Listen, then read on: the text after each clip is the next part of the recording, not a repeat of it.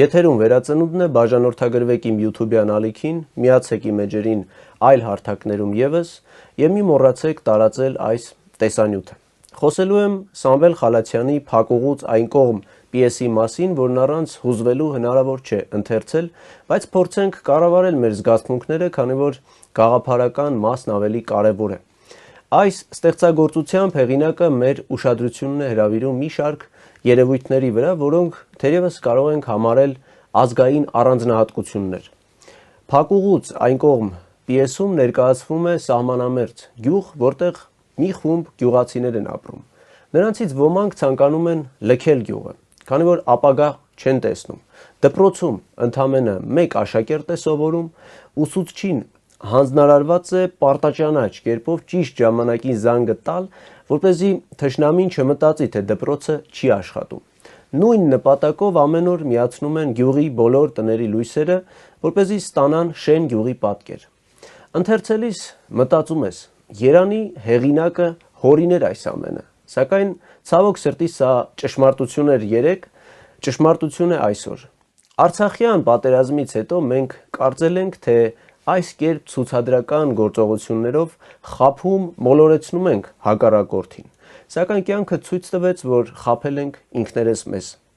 Պատմեմ մի դրվագ պիեսից։ Այնպես է ստացվում, որ մի թուրք սահմանը հատում է եւ գալիս է գյուղապետ աղասու մոտ, պատմում է, որ մայրը ցանկացել է թաղվել հոր կողքին, ում գերեզմանը սահմանից այս կողմ էր, եւ մի բուռ հող է խնդրում հոր գերեզմանից, որ տանի եւ խառնի մոր շիրմահողի։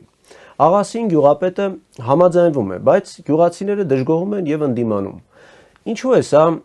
զարմանք առաջացնում, քանզի գյուղացիներից ոմանք պատրաստ էին գյուղը լքել, բայց այդ մի բուռ հողը չէին ուզում բաշխել թշնամուն։ Բայց չէ որ հողը լքելով դու խորտակում ես քո գյուղի ապագան, ոչ թե հրաժարվում ես քո մի բուռ հողից, այլ ամբողջն ես հանձնում։ Հենց այնպես չէ արտագաղթն անվանվել սպիտակ եղեռն։ Ի վերջո հարցը լուծվում է, հաղթում է ողջամտությունն ու մարդկայնությունը, որից զուրկ չէ ոչ մի ժողովուրդ։ Սամվել Խալաթյանի ձեռագիրը պարզ է, կոլորիտային, ժողովրդական, այսինքն Խալաթյանը պահպանում էր հայ արձակի ավանդույթները եւ գալիս էր արմատներից։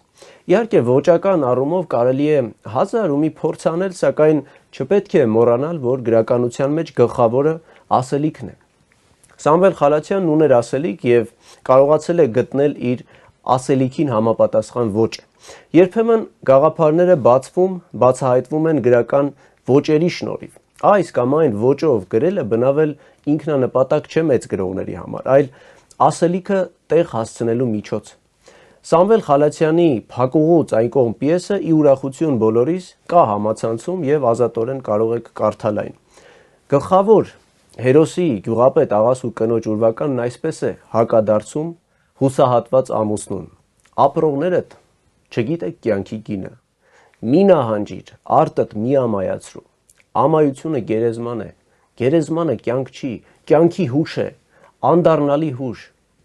Ճիշտ չեմ համարում ամբողջ պիեսն այստեղ պատմելը, միայն նշեմ, որ հերոսներին հաջողվում է հաղթահարել իրենց ներսի ողբերգությունը, որն ամենևին էլ հորինովի չէ, հաղթահարել եւ գիտակցել, որ իրենք գերեզմանատան պահակ չեն, այլ այն գյուղի տերերն են, որի համար կռվել են, կրել զրկանքներ, դիմացել բազմաթիվ անարդարությունների, գիտակցել, որ կյանքը լի է դրական անակնկալներով եւ արժե ապրել հանուն կյանքի, որ ինչ որ տիեզերական կանոններով մշտապես մարդկանց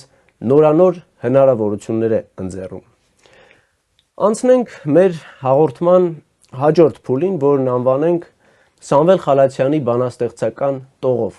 Ես դժգոհ եմ երկիր, շատ եմ դժգոհ քեզնից։ Երկիր ասվածը հասկանանք պետություն իմաստով եւ կրկնենք, որ դժգոհ ենք, քանզի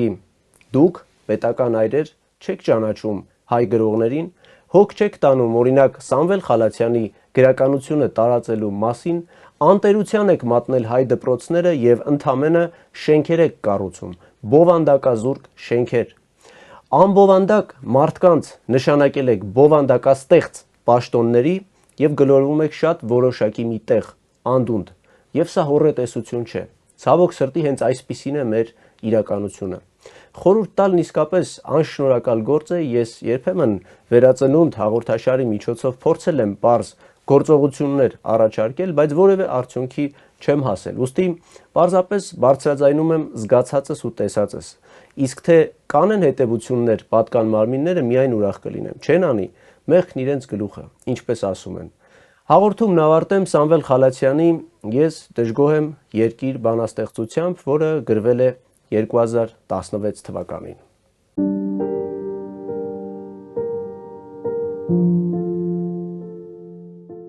Ես դժգոհ եմ երկիր, շատ եմ դժգոհ քեզնից, բայց դե մեր մեջ ասած դու ինչ անես, երբ հազար շուն շանգյալ կախվել են քո վզից, ստիպում են իրենց շահես, պահես։ Ես